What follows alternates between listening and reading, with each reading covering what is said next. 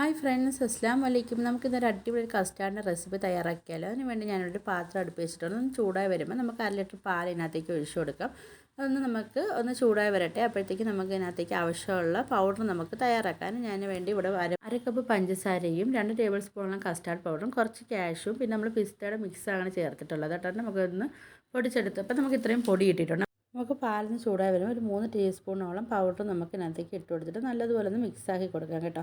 അപ്പോൾ നിങ്ങൾക്കിത് പൗഡർ പൊടിക്കുമ്പോൾ നിങ്ങൾക്ക് ഇതിനകത്തേക്ക് പിസ്തയ്ക്ക് പകരം വേണമെങ്കിൽ നിങ്ങൾക്ക് സ്ട്രോബെറിയുടെ മിക്സോ അല്ലെങ്കിൽ ബദാമിൻ്റെ മിക്സൊക്കെ നിങ്ങൾക്ക് ചേർത്ത് കൊടുക്കാം കേട്ടോ. അപ്പോൾ നമ്മൾ നേരത്തെ 3 ടേബിൾ സ്പൂണോളം ചേർത്ത് കൊടുത്തപ്പോൾ നമുക്ക് അത്രയ്ക്ക് കട്ടിക്ക് വന്നിട്ടില്ല.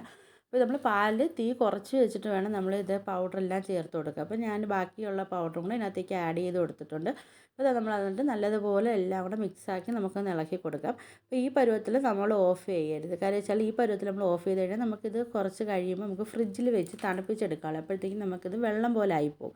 അപ്പോൾ നമുക്ക് കുറച്ചും കൂടെ ഒന്ന് കട്ടിയാക്കിയിട്ട് നമുക്ക് എടുക്കാം. അപ്പോൾ ഈ ഒരു പരുവമൊക്കെ ആയി വരാറാകുമ്പോഴത്തേക്കും നമുക്ക് തീ നമുക്ക് ഓഫ് ചെയ്തെടുക്കാം കേട്ടോ. അപ്പോൾ ഈ ഒരു പരുവത്തിലാകുമ്പോൾ നമുക്ക് ഫ്രിഡ്ജിൽ വെച്ചാലും അത് തോനെ നമുക്ക് ലൂസായി നമുക്ക് പോകത്തില്ല. അപ്പോൾ നമുക്കിത് ഇനി നമുക്ക് ഒന്നുകൂടെ നല്ലതുപോലെ ഇളക്കി കൊടുത്തതിന് ശേഷം നമുക്കിനി ഇതൊരു വേറൊരു പാത്രത്തിലേക്ക് നമുക്ക് മാറ്റി കൊടുക്കണം. നമുക്കിതിനി ഒന്ന് നല്ലതുപോലെ ഒന്ന് ആറിയതിന് ശേഷം നമുക്കിത് ഒരു പാത്രത്തിലേക്ക് മാറ്റിയിട്ട് നമുക്ക് ഇതിനകത്തേക്ക് ഫ്രൂട്ട്സൊക്കെ ചേർത്ത് കൊടുക്കാം. അപ്പോൾ ഞാനിവിടെ ഗ്രേപ്സ് ചേർത്തിട്ടുണ്ട്. പിന്നെ എൻ്റെ കയ്യിൽ കുറച്ച് മാംഗോ ഉണ്ടായിരുന്നു, അപ്പോൾ അതും ഞാൻ ചേർത്തിട്ടുണ്ട്. പിന്നെ നമുക്ക് ഇതിനകത്തേക്ക് അടുത്തത് ഒരു നേന്ത്രപ്പഴം കൂടെ ചേർത്തിട്ടുണ്ട്. നമുക്കൊരു 4 ഫ്രൂട്ട്സെങ്കിലും നമുക്ക് ഇതിനകത്തേക്ക് മാക്സിമം നമുക്ക് ഇതിനകത്തേക്ക് ഇട്ട് കൊടുത്താൽ ആ ടേസ്റ്റ് നമുക്ക് കിട്ടത്തുള്ളൂ.